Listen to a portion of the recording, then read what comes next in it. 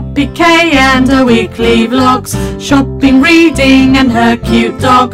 Poppy K and her weekly vlogs. Poppy K, subscribe, like, comment and share.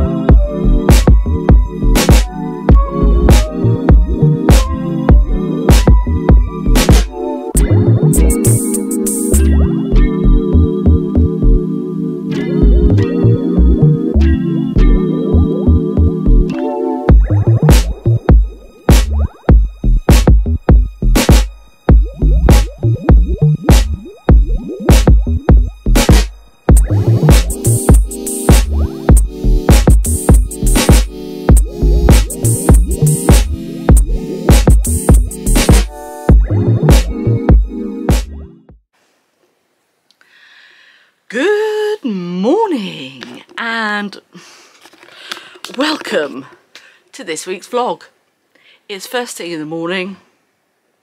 I've just been out with the dog, gone for a walk, and I'm gonna go to work, but I finished the Atlas Paradox last night. I will talk about it when I get back from work, because I need to go in a minute. Oh my goodness. I didn't really enjoy it until... I mean, I wasn't enjoying it up like the first 100 pages. I nearly DNF'd it. I was like, meh. Because we were left on such a high from the Atlas 6. And I was like, yeah, this is going to be amazing. Drop in expectations. And then I kept reading on. I just thought, just keep reading on, keep on reading. And it did get better. Then it was sort of, you know, doing all right. Then we get to the last, it was going to be like a 3.5 sort of rating. Then we got to the end, which then put it up to a 4. It's not a 5, but put it this way, it went from a DNF to maybe a 2 to a 3.5 to a 4. So, but I will explain more when I come back later on, which will be the next clip for you, but I've got a shift to do first. And I need to pick up a library book, but I might do that on Saturday. I don't know. Anyway, I'm going to go now. Off to work. Well, hello. Okay, so I just went downstairs and got my post. Now, I have been influenced. I have been watching somebody on YouTube. I will link her channel below, and I was watching her vlog the other day. Her name's Andy, and she had a delivery of a book cover. Now, as you know, I have book covers in my Etsy shop, but this is amazing. I saw it and I was like, I need to have one of those. I need to have one of those. And this is what I got. And it's from a shop called Book Besties. And it says here, Book Besties, we've got you covered. So there's all the deets. And this is the book cover. Love it. I absolutely love it. And then there's the little thing in there That is amazing. I love it. So, yeah. Andy, I'm blaming you for that one. So, yeah, love it. Well, hello everyone. Good morning. I'm really excited today because I am getting a chair for my reading corner. I'll show you what it looks like in a minute. Move my hand back. I went into the Heart Foundation. Yeah, the Heart Foundation the other day, and I saw this chair and I was like, I didn't know. And then my son was like, oh, I'm not gonna take it in my car. So I was like, okay then, fair enough. So I went back yesterday and I was like, oh, please let it be there, please let it be there. And it was. And it's coming today. So I'll show you where it's gonna go. So where my beanbag is, it's going to sit inside there because I've got all my bookshelves here. I've got my little blanket box. I'm just having a little play about with, oh God, I need to dust that, with decor and things like that. I got this lamp when I went to Wales. It did have a lovely light on it. I'll put a little picture of it up here. But my husband accidentally broke it, but it doesn't matter. So it's got like, I don't know if you can tell, loads of LED lights in. So we've got that, and then there's this one. This just turns on. I really do need, that's quite embarrassing. I'm going to just move that there because I'll have to polish that. These books I got from the charity shop years ago. It was like buy one get two free, and they were like 79p each, but they're an encyclopedia, and I've got the whole complete set. So I've got that, and then my bookends that I picked up from the charity shop, Mozart. Yeah, so I've got my lovely sheepskin rug I'm going to put on, and it's going to sit in there on my bookshelves. All right, I'm coming. That's the dog. She's very demanding, you know. Come on. Then. Come here then. No, she's going to completely ignore me. Yeah, shut up more. Are you cute? Are you? She says, stop filming me. Mummy. Stop filming me. Oh, you're so cute. Aren't ya? Beautiful! You're so beautiful. So that's my plan for today. My husband's just gone out to go and get his pills from the pharmacy. And I'm going out this evening, and I'm going to take you with me. We're going to go and see a band in one of our local bars downtown, so I thought I'd bring you with us.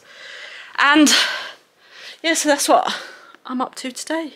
I cannot wait. I'll have a lovely chair over there.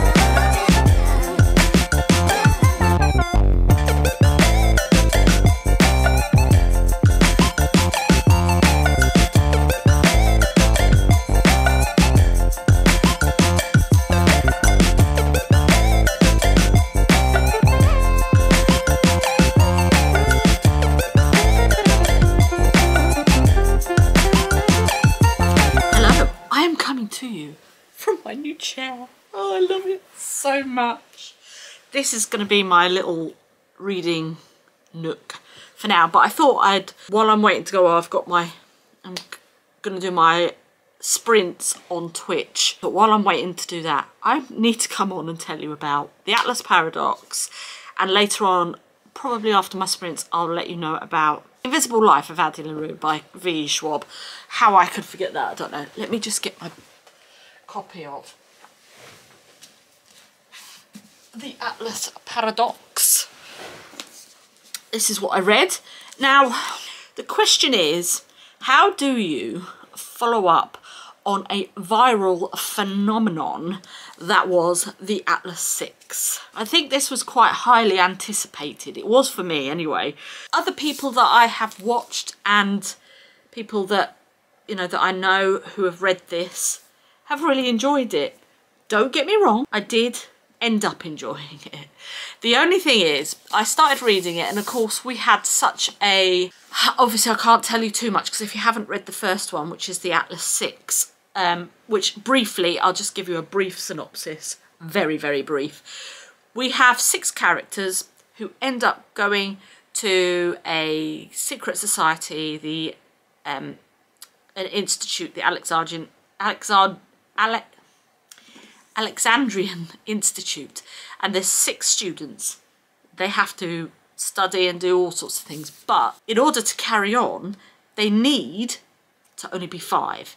So at the end of the first book, one of them is no longer. So in the second book, we are following these 5, and that's all I can really say. It started off all right.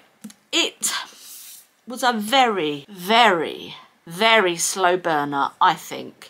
It just wasn't, it didn't get going really for me until probably about between 100 and 150 pages. Usually, if it doesn't grab my attention after 100 pages, I'm out. But I thought, do you know what, we'll just carry on, because I want to know what happened. So there must be something, you know, that's quite good. As I say, it starts off really slowly. It also is quite surprising as to how it starts, because you're like, oh, okay. I thought it would just like sort of hit the ground running and we'd go straight on in. So slowly gets going. So it went from like a DNF to maybe a 2. Then it went from a 2 up to a 3.5. And then it stayed at a 3.5 for quite a while. So I was enjoying it. I wasn't loving it, but I was enjoying it. Then it came to the last 50, 75, maybe 100 pages. Oh my goodness. Well, actually, no, we'll say, yeah, the last 50 pages, actually. The last 50 pages, it went from 3.5 up to a 4. Definitely not a 5. It's not the anticipated book that I thought it was going to be. However, I cannot wait for the next one to start. The ending of this is incredible, as was the ending of the other one. It just took a little bit longer. I think there was a lot that we could have actually seen that we didn't. Obviously I can't explain that because I don't want to spoil the book if you haven't read it. But yeah, so I ended up giving it 4 stars. It was okay, and as I say, the ending was really good, and I really want to read the next one in the trilogy. I think it's a trilogy. So that is the Atlas Paradox. Okay, so the next book that I read was The Invisible Life of Addie LaRue by V.E. Schwab. Now, I said it could have been last week, it might have been the week before, in that vlog, that I wanted to read a lot more V.E. Schwab because I read Gallant, and I thoroughly enjoyed Gallant.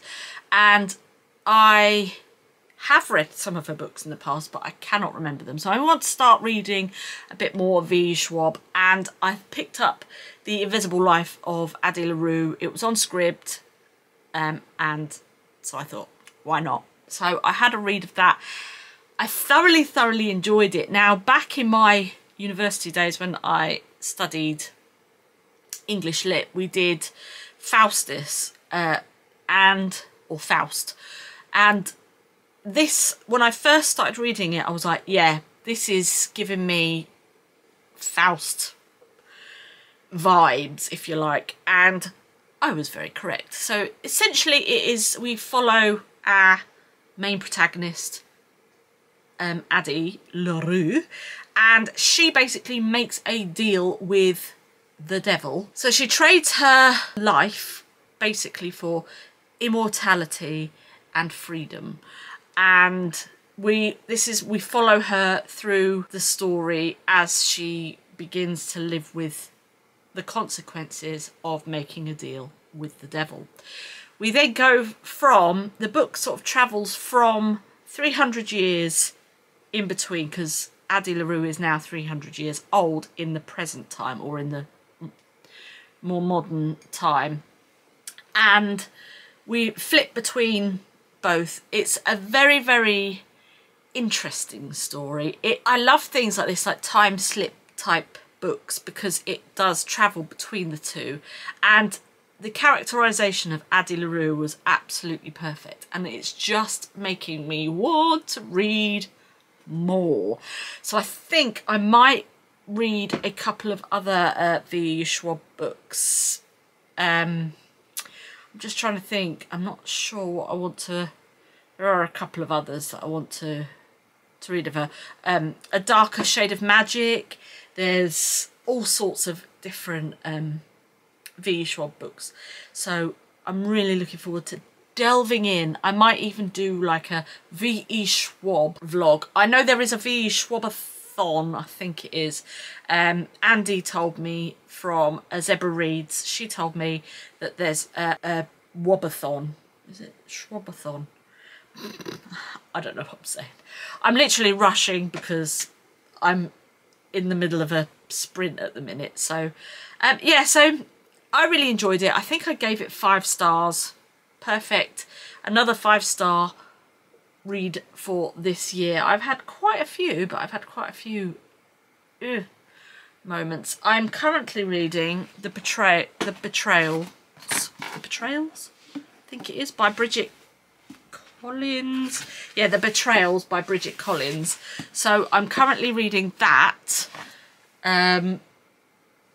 So hopefully once my sprints are finished, I can get... Well, I'll be reading that while I'm doing the sprints. So that was just a quick update. Yeah, I'll see you in a bit. I have finished. I have done my nails. It's later on in the day. I've just done my nails. I thought I'd do like multicoloured. I haven't put any length on them because I'm doing loads of stuff at the moment. So like, and I can't be doing with having loads of nails. So I've just finished the Betrayals by Bridget... I keep wanting to say Bridget Bardot, but it's not, is it? Bridget Collins. And I gave it 4 stars. I really enjoyed it sort of coming up to the end of the book. There's a good twist in it, and the twist to me is very similar to a Shakespeare play. I want to tell you, but I can't because I don't want to spoil it, but The Betrayals is a very good title for this book.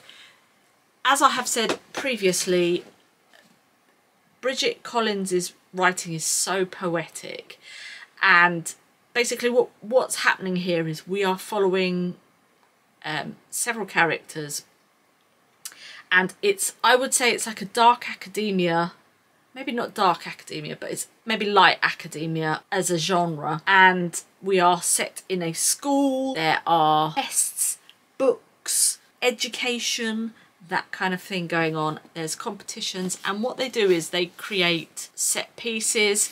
And I just want to read something here that Bridget wrote in the end of the book, and she said, this is her author's note, and she says, as many readers will already have guessed, The Betrayals in part was inspired by Hermann Hesse's brilliant novel The Glass Bead Game, also known as Magister Ludi.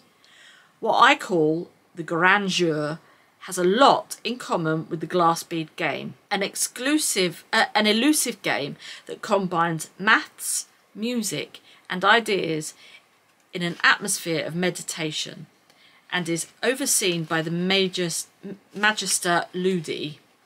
The Betrayals is set in a very different world, and is a very different kind of book but nonetheless it owes a huge debt to Hesse's masterpiece. So that sort of gives you a little bit of background on what has inspired this book. I will say I did spend a lot of time when I first started to read this book, and I was like, what are these things that they're like, the competitions and the things that they're doing, the music, and I couldn't quite get my head around it. And then I just thought, you know what, just ignore that, concentrate more on the characters and what they're doing, not the actual things that they are doing, but their character development, if you will. And that's what I did, and I think that's why I started to enjoy it a little bit more. I don't think it's that important. It's important, but it isn't integral. So, but apart from that, I really do think if you're going to read it, they're not a duology, but because they're not even related, they are both standalone books. But I think if you are looking for something that's like academia, if you're looking for something that's poetic in its way of writing, I think this is it. And the binding, I think definitely read these two books together because they're really good. And I mean, look at this edition. I actually got this from Tesco's. It's got a dust cover on it, but I've been using my dust cover. So that is everything. I'm going to wrap up this vlog here because I've finished that, and I am not sure what I'm going to be reading next week. So you'll have to come back next week and see what I'm reading. I think we might be going to Costco on Saturday. I'm not 100% sure. But whatever we do, I will bring you with us. I'm going to go and have a shower now, cup of tea, edit this video and get it up.